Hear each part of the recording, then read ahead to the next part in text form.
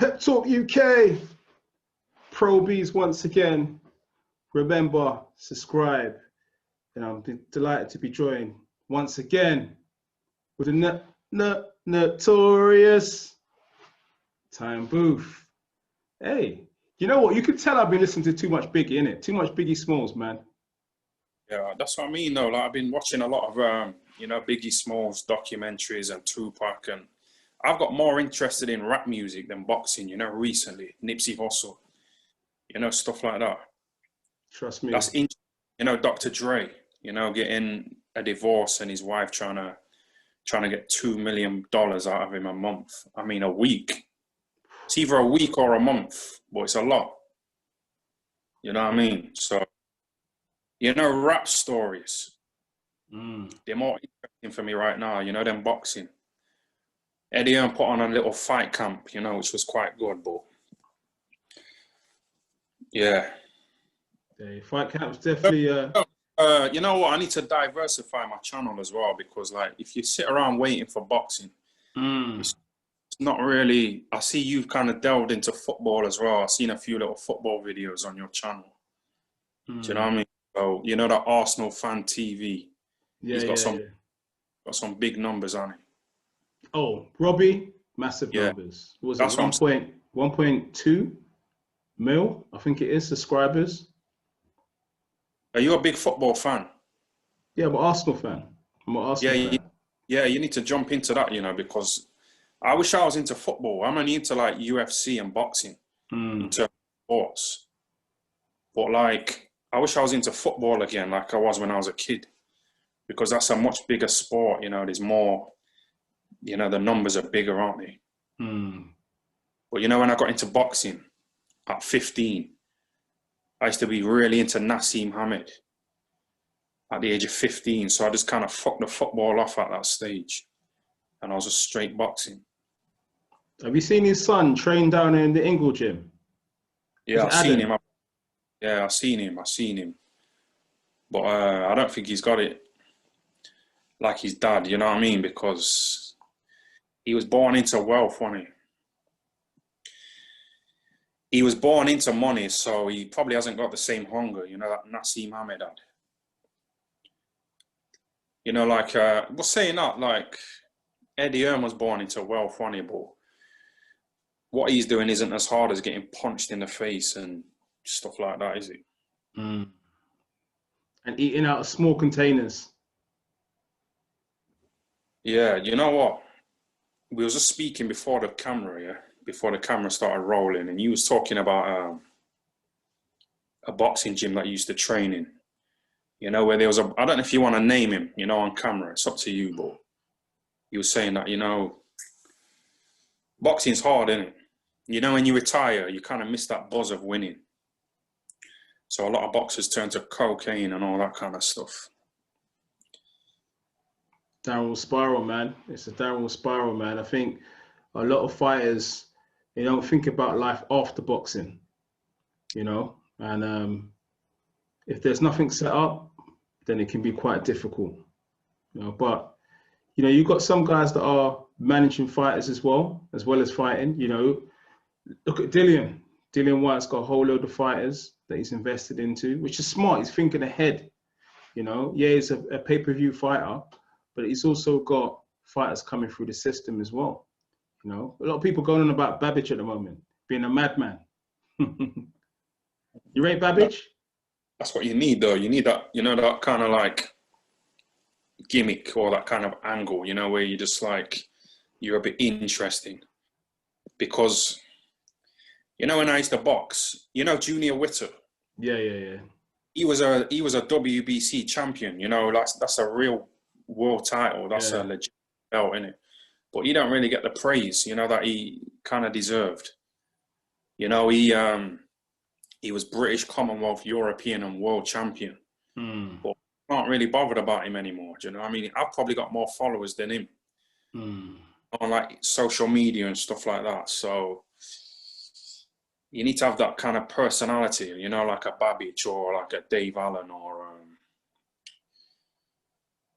I don't know. A Fury, even Fury's got a character. Billy Joe Saunders. So yeah. You know what I mean? He's a character, so I like him. Yeah.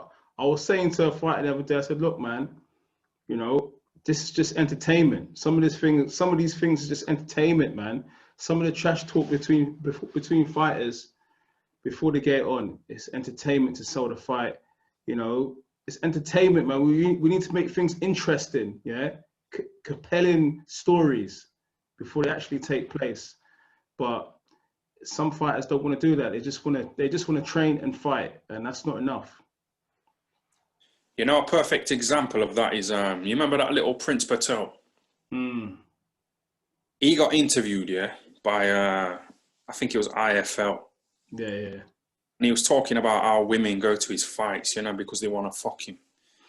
You know, and he was talking all this kind of shit.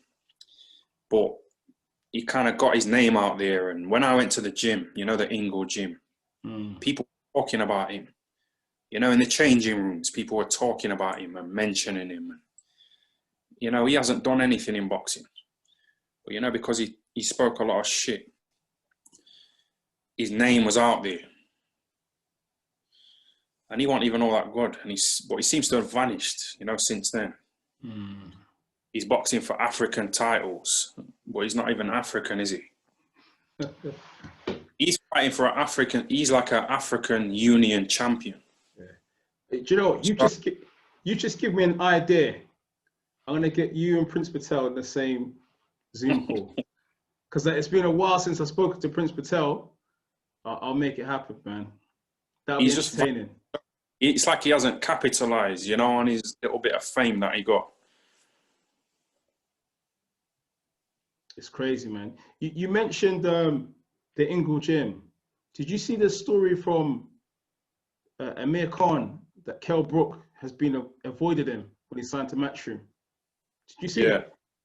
What's your take on that? I've seen a little story on it, you know, on Instagram, and I you know, when I seen the story, I thought to myself, why are people still talking about this? You know, after all these years, I switched off from that about 6 years ago.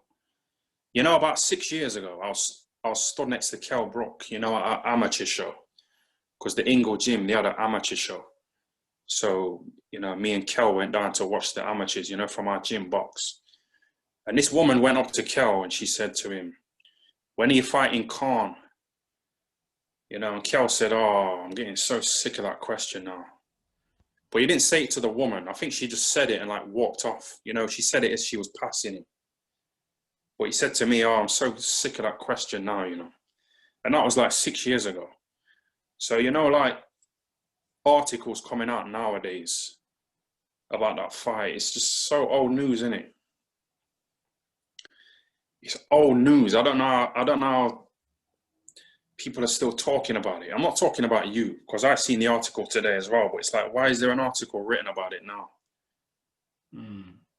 Is that fight still appealing to you? Like, do you wake up thinking about that? I think when Amir Khan signed to Matchroom, that 3-fight deal, that was the last bit of interest that I had in that fight taking place. And that was, what, a couple of years ago? I honestly thought it was going to happen. I think there was one time I went to the Ingle gym. This is probably a year ago. And Kell was in the training. And I interviewed him. I asked him about the fight. He said they were talking, there was discussions, and he couldn't elaborate more. But at that point, I thought it was really close and it was going to happen. And it never happened after that. And that's where I kind of just said, okay, this is not going to take place. You know, so... But that was 2 years ago. But, you know, if you go back 3 more years, Kell Brook beat Sean Potter. You know, and Amir said that if Kell wins a real world title, he'll fight him. So Kell beat Sean Porter, you know, in his back garden. And the fight did. So when that didn't happen then, I was like, just forget it. Everyone just forget it. It's not going to happen. You know, so I just moved on from that fight a long time ago. Yeah. And would you make of that quote, though, that Amir Khan said that Kell Brook moved up in weight to avoid the fight? I know obviously there's no interest in the fight, but we're talking about the reason why it never happened. Has that got any substance in your eyes? You moved up in weight, but as far as a lot of people know already, Kel's always wanted that fight. Yeah, but how long is he going to wait, you know, at that weight? You know, how long is he going to wait? Like I just said, you know, Khan said that he'll fight him if he wins a real world title. Then he won a world title and he didn't fight him. So why should Kel, you know, starve himself, you know, to try and stay down to that weight just on the off chance? It's like Billy Joe Saunders, you know, taking himself out of the Canelo fight. Yeah. Why around and wait, you know, for Canelo to pick his name out of the hat, you know, at 4 weeks' notice? Sometimes you have to fuck it off and just move on. If you try it on with a woman and she's not interested, you know, just move on to the next woman. I would pick a woman and trying desperately to get with her. So it's the same with Kell Brook. He did the right thing. You know, he's just moving on with his career. Hey, you mentioned moving on with his career. Why are you going to chase this?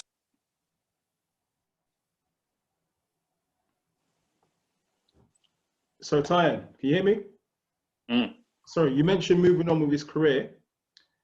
Talk of Terence Crawford versus Kell Brook in final negotiations for a big fight like that. Can Kell Brook overthrow one of the pound-for-pound kings? Is it possible? You know what? It's hard and it's going to be a tough one. But I don't blame him for trying, you know, because it's like, you know, what's he going to do? Box Jojo Dan and Kevin Bizier and Mark DeLuca, you know, these guys who we've never really kind of heard of. You know, when he beat Sean Porter, that was like a credible win. So he's going to try and go for that again, you know, against Terence Crawford. But you can't blame him for trying, can you? He might, I don't know. Pound for pound. It's, I must say, Crawford isn't, he was an amazing fighter, 140 pounds. But the jury's out at 147 pounds because that last fight he had, that guy gave him a hard time. The Mean Machine guy. And I think he wobbled him in one of the rounds. But you can't remember his name, can you? So he might have underestimated him. I can't remember who he boxed at all. So he probably underestimated him. You know, like Tyson Fury against that guy. What's his name? The guy who cut him up. Otto Wallet. Yeah, I've never heard of that guy before that. But going back, you know, I hope he does win. But it's the unknown in it. But I love those unknown fights, you know, where you don't know. Dillian and Beckin. That was like a 50-50 for me.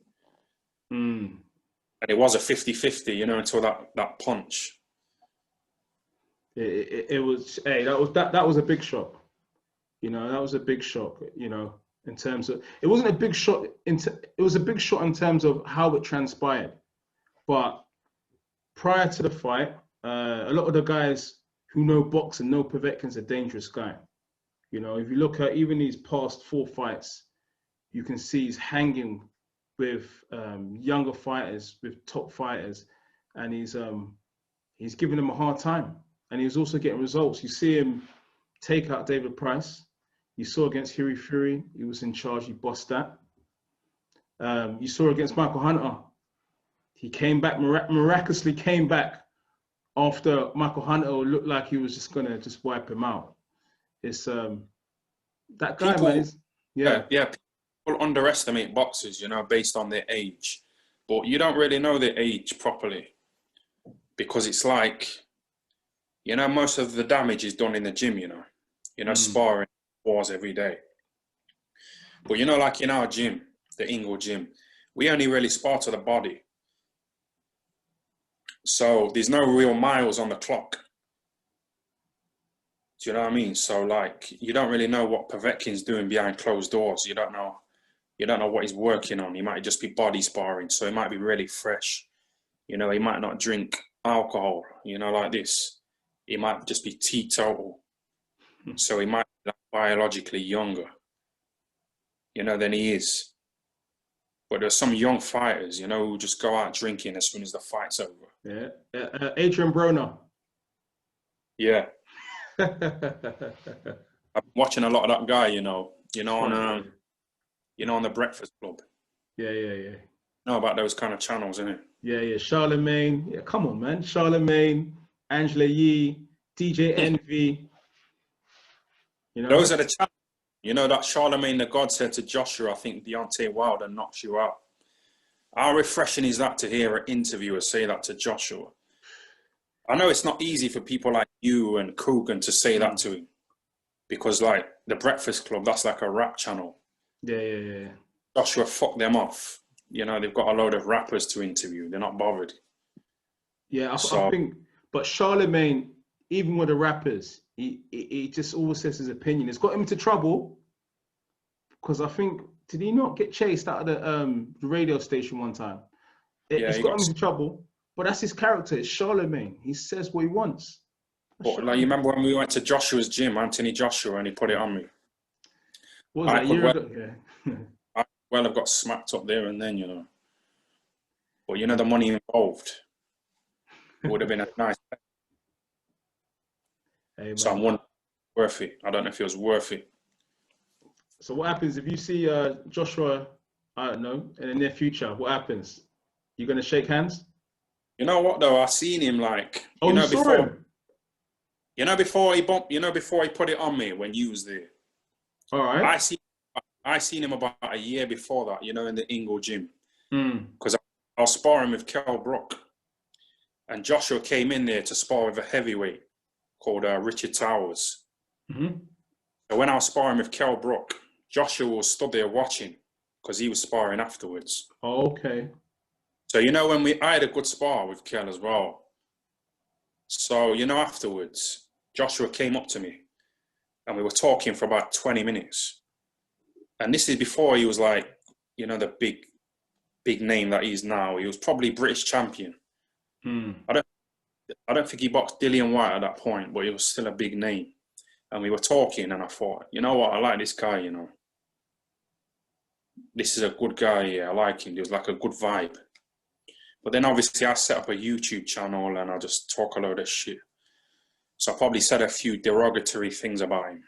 Mm. So when you went to his gym about a year later, that's when he put it on me, and it gave me a bit of an adrenaline rush, Hey, you know what? I think, look, I got to shout out AJ, man. You know what I mean? That's my brother, that. But, look, I'm also cool with Tyan. So that's what it is, I like real talk, like direct, like I say, that Charlemagne the God from the Breakfast Club, and people like Howard Stern. Yeah, boxing is too predictable for me.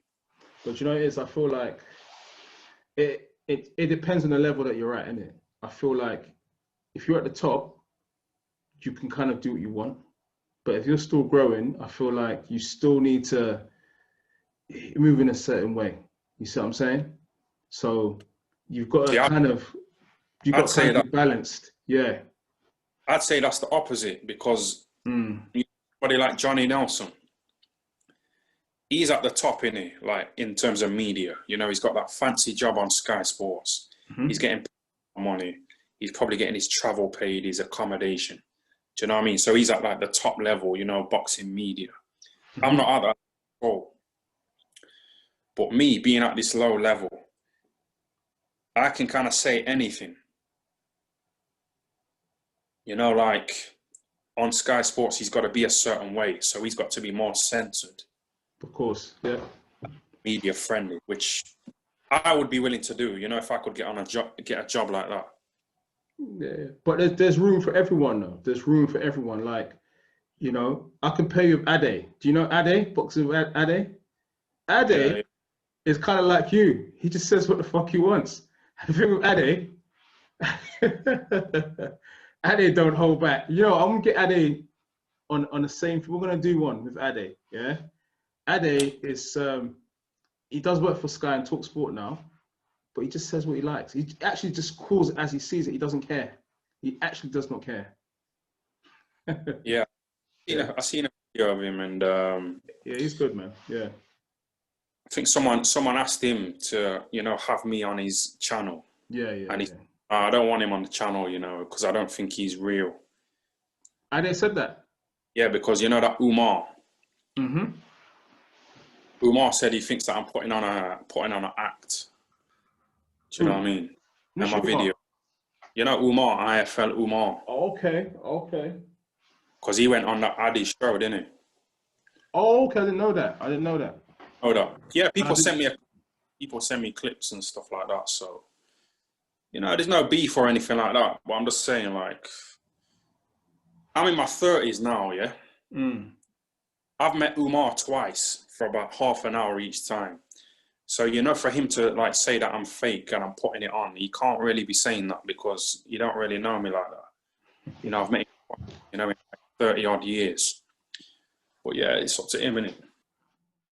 Yeah. So I'm gonna talk to Ade. I'll talk to Ade, man. I'll talk to No, Ade. I'm not trying to beg to get on the channel at all, man. I'm doing my own thing, you know what I mean? Like, No, bro, you're doing big things. But what I'm saying, entertainment value. I think about the entertainment value, bro. You know what I mean? When you're talking about the boxing that you're watching, yeah? I'm talking about the entertainment value. I'm talking about, okay, if we get him, and him all together on a Zoom, that'll be entertaining.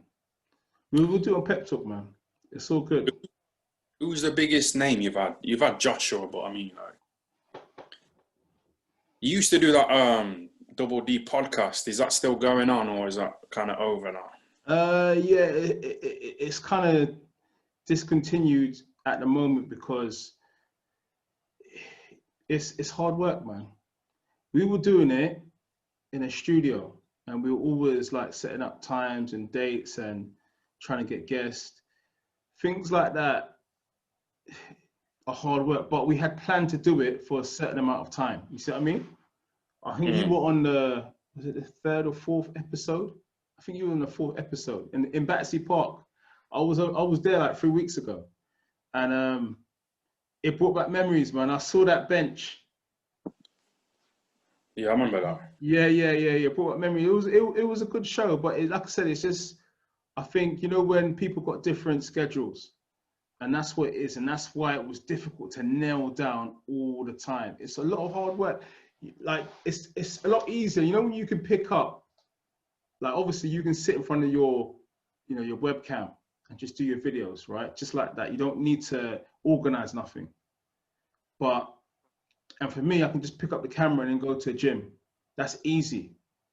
You see what I mean? But when you have to organize times and dates and then get guests, that's the reason why it probably discontinued. That's the main reason why, to be honest. But shout out my guy, Dean White, good guy. Shout out Heavy D. Heavy D's got his own podcast. I think it's Triple XL podcast. So, big up the man that's doing their thing, man. That's what I say, man. You know what I mean? But appreciation to you, obviously, for coming on at that time, because I think that was only the fourth episode. But there's certain people I've noticed in the YouTube industry, whatever, they always make time. You see what I mean? I think you was one of those guys, man. So you know what? Big up Time Booth as well, because like I said, without too many questions, you offered, you gave up the time as well.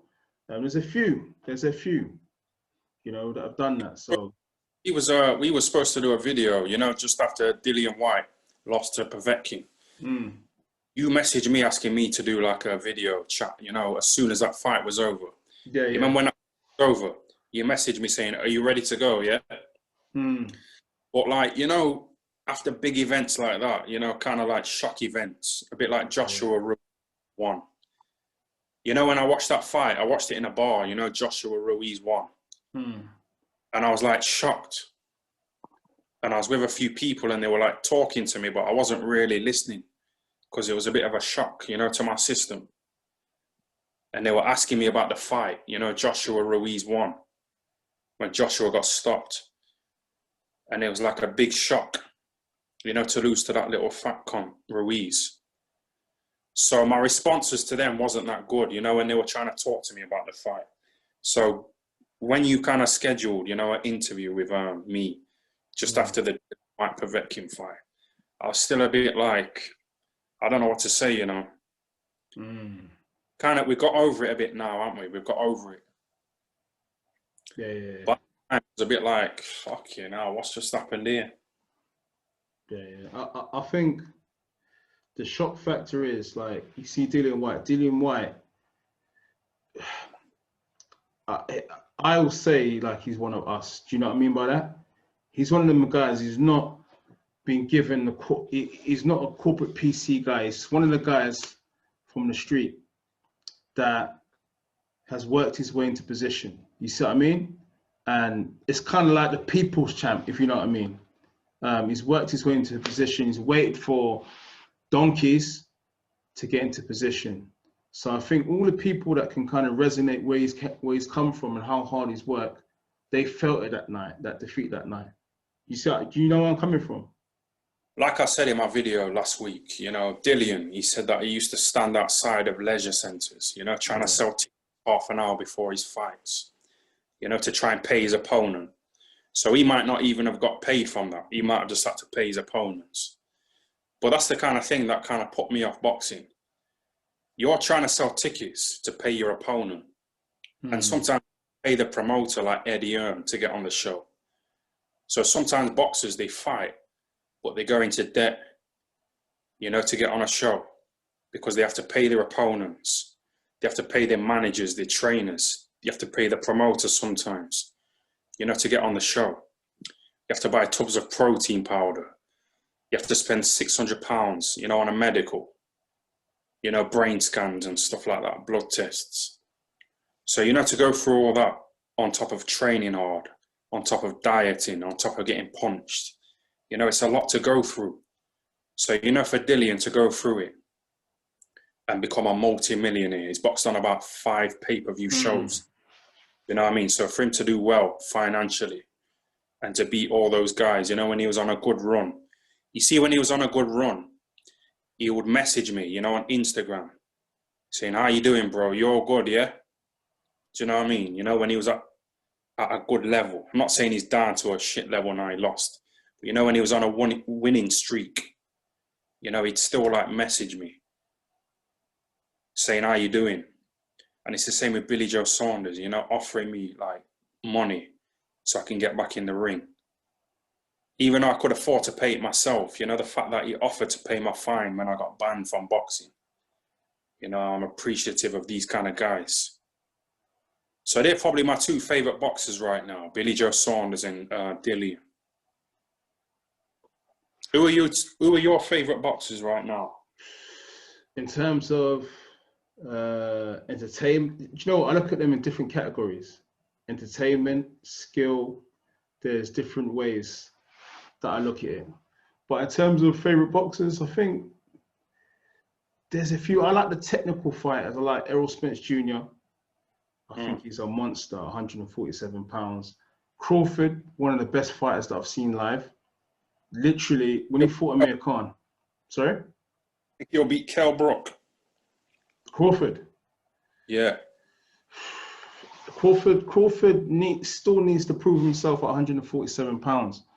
And Kell, he's still got enough to hurt Crawford. So I think it's one of them fights where there's 2 questions. Question 1 is, has Kell Brook still got enough in the tank? And then question 2 is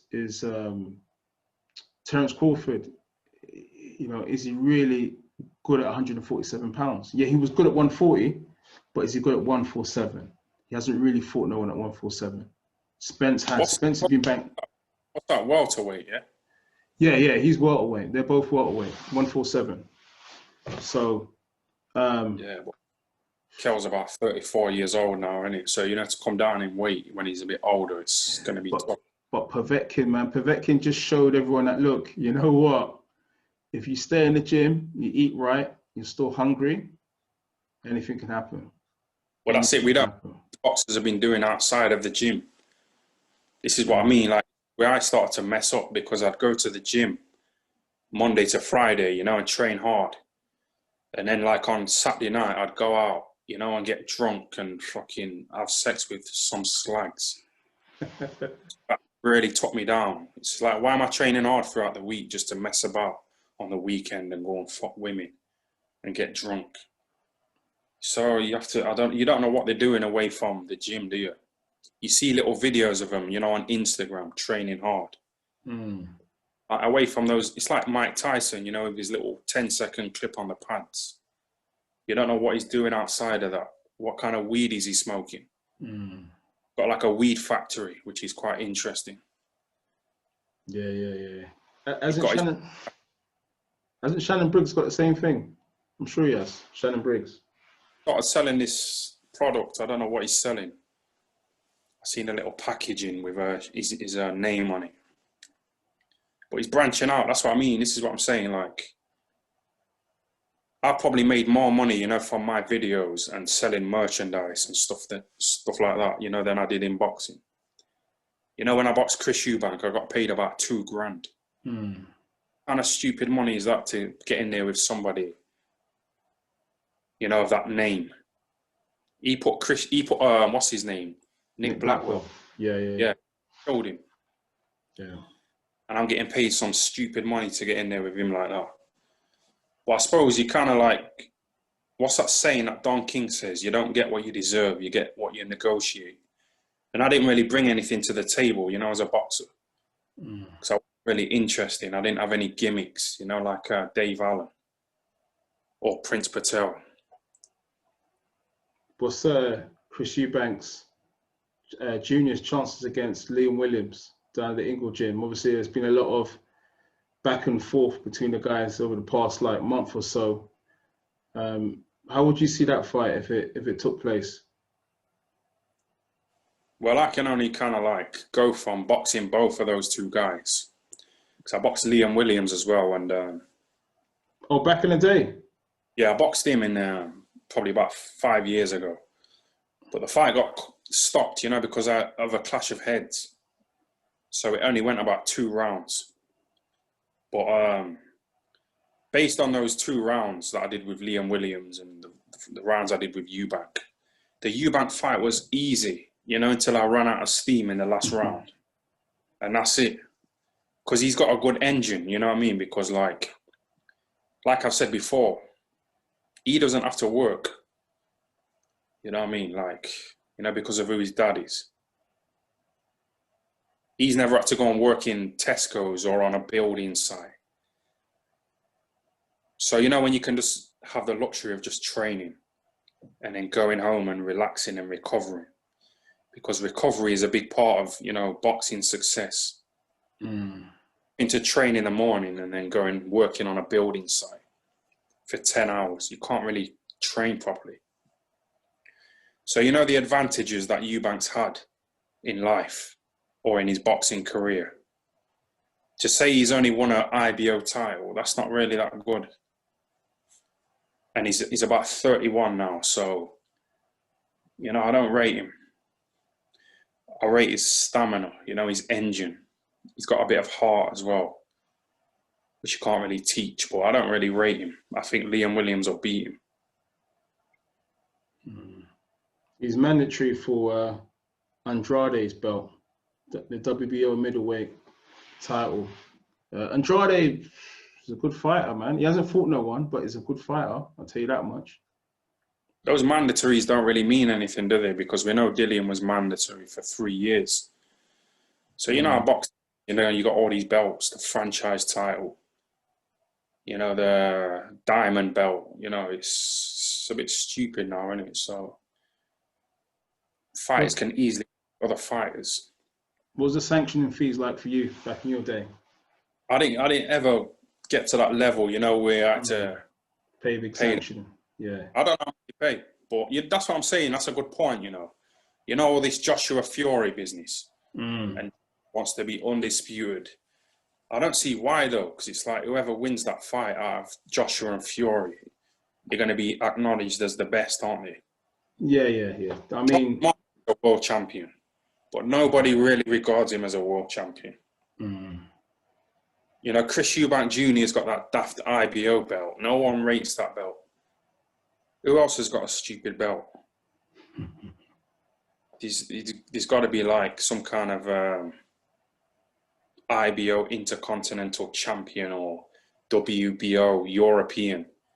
You know, do you know what I mean? So belts aren't really that important anymore. I don't know why Josh was, you know, so determined to become undisputed.